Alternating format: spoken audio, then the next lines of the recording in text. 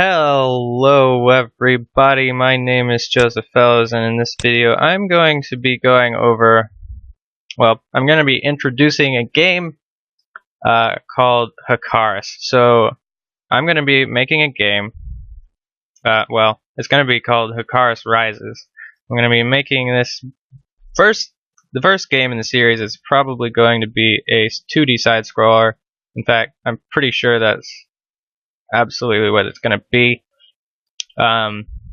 This video is just to introduce some of the backstory and a few features about the game. The music from the game will mostly be created by my good friend Daniel Rada, and he's just awesome. Anyways, I'm going to be using Unity to make this game because, well, Unity is awesome, and 5% royalty is nothing to me because I'm not making this game for money. Really, not really. So let's get into the backstory of the game. The dominant species of the system, Hakarus system, is going to be the humans. And the Hakarus system is what most games or TV shows or movies would refer to as the Sol system. And, well, yeah. Mars, however, has a giant canyon. Yeah, surprising, isn't it? But it's not just a canyon. It was created by kinetic weapons fire from an ancient race long before humans, actually. And the original race that lived on Mars when humans colonized it were giant four-legged beasts of burden, and the watery oases of Mars had pretty much disappeared by the time humans came to colonize Mars.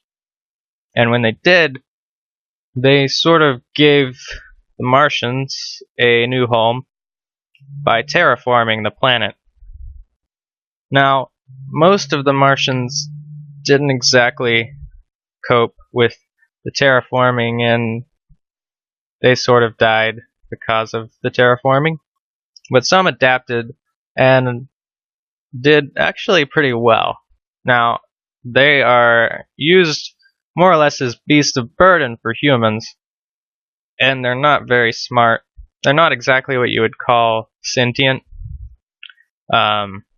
The Venusians, on the other hand, are pretty much borderline unsentient. They can think, and they seem to have their own language, but they're not exactly intelligent enough to interact with humans or really do anything with humans in general, just because they don't really like humans and humans don't like them.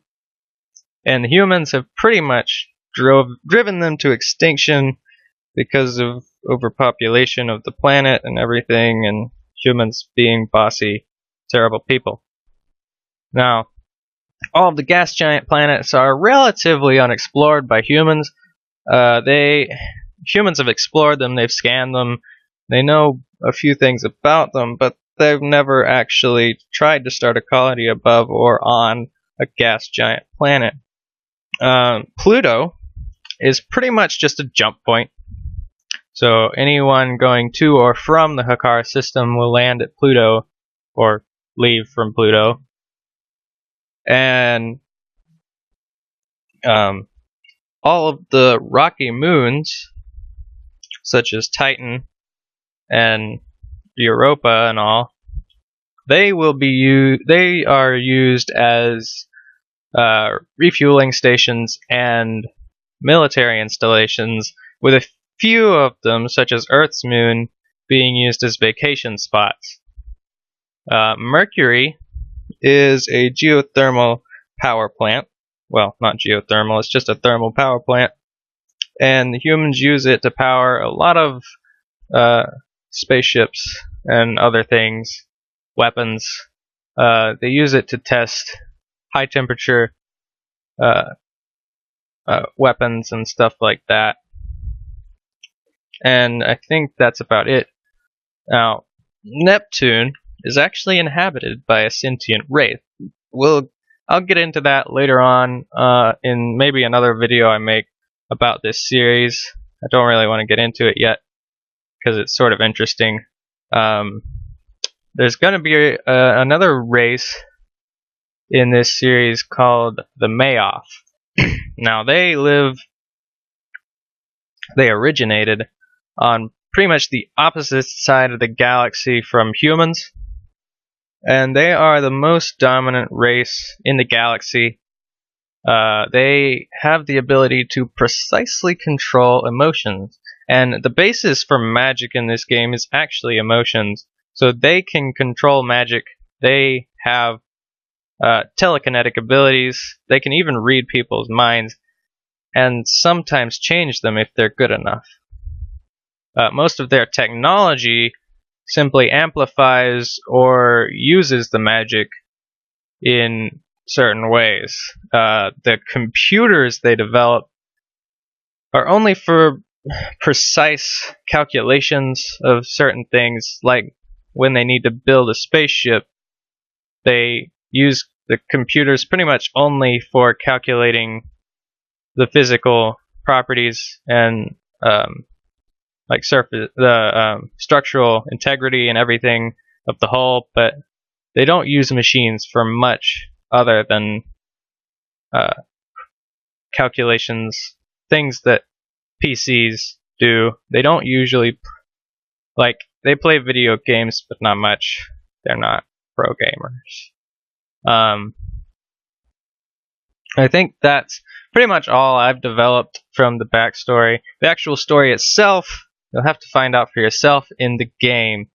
This is Logger42 signing off. Oh yeah, my contact information will probably be in the description. But other than that, thanks guys for watching, and hope you have a wonderful day or night. And this is Logger42 signing off.